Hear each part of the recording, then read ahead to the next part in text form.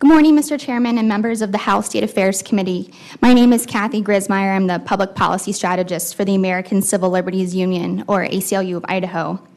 The ACLU of Idaho is a nonpartisan, nonprofit organization dedicated to protecting the civil rights of all Idahoans, including the fundamental rights to free speech, freedom to and from religion, privacy, and due process. I'm here today to testify in support of House Bill 2 and to encourage each of you to vote yes in sending the legislation forward to the House floor with a do pass recommendation. Currently in Idaho, someone can be fired, denied housing, and refused a public service simply for being gay or transgender, just as it was during the 19th century in Idaho when religious discrimination was widely accepted and even prevented members of a certain faith from voting, serving on juries, or holding office. By adding gender identity and sexual orientation to Idaho's Human Rights Act, it will extend long-needed protections for all Idahoans who simply want to live without fear of discrimination or legal persecution.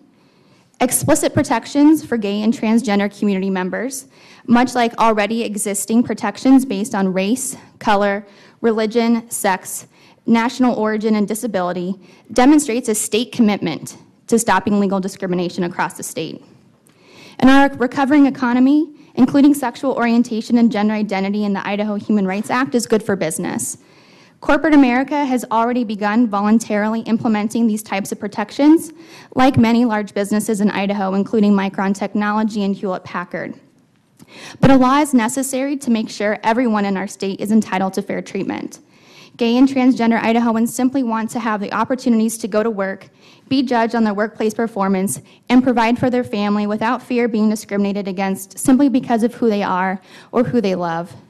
By adding non-discrimination protections in areas of housing and public accommodations, this law will ensure that gay and transgender Idahoans are able to find housing for themselves and their families, as well as guarantee that businesses are open to everyone on the same terms. In order for Idaho families to truly flourish, they must not live in fear that they will be denied access to finding adequate shelter, nor that they will be turned away for service at public businesses like grocery stores and doctors' offices. While this law offers legal protections gay and transgender Idahoans deserve, it also strikes a balance by offering reasonable exemptions for religious organizations, small businesses, and landlords.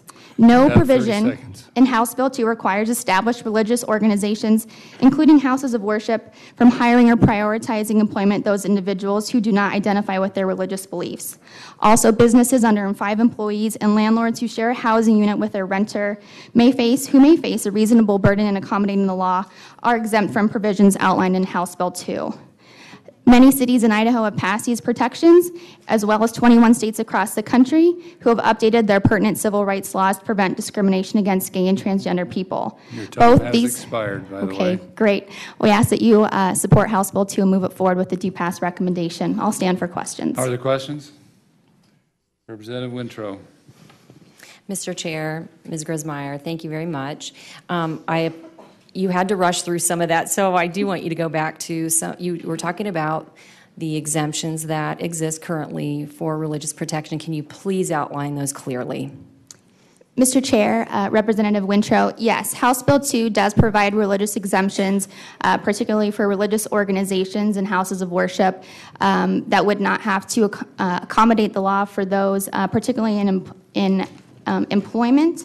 In my testimony, I stated in hiring or prioritizing for employment those individuals who do not identify with their religious belief. Nothing in this bill would require any house of worship to change their stance on gay and transgender Idahoans, nor would it require any clergy to perform same-sex marriage. Mr. Chair. Representative Wintrow. Ms. Griesmyer. So there's been some discussion about fear of, subpoenaing sermons. Is that a fear that we should really be concerned about? Mr. Chair, Representative Wintrow, no, and I believe that my coworker yesterday spoke before the committee, Richie Epping, who's our legal director, and after his presentation here, we went back to our office and actually did find a statement from the ACLU of Texas.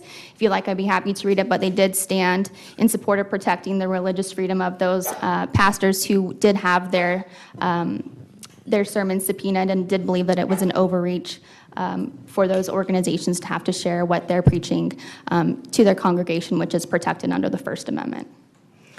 Follow-up. Winthrop.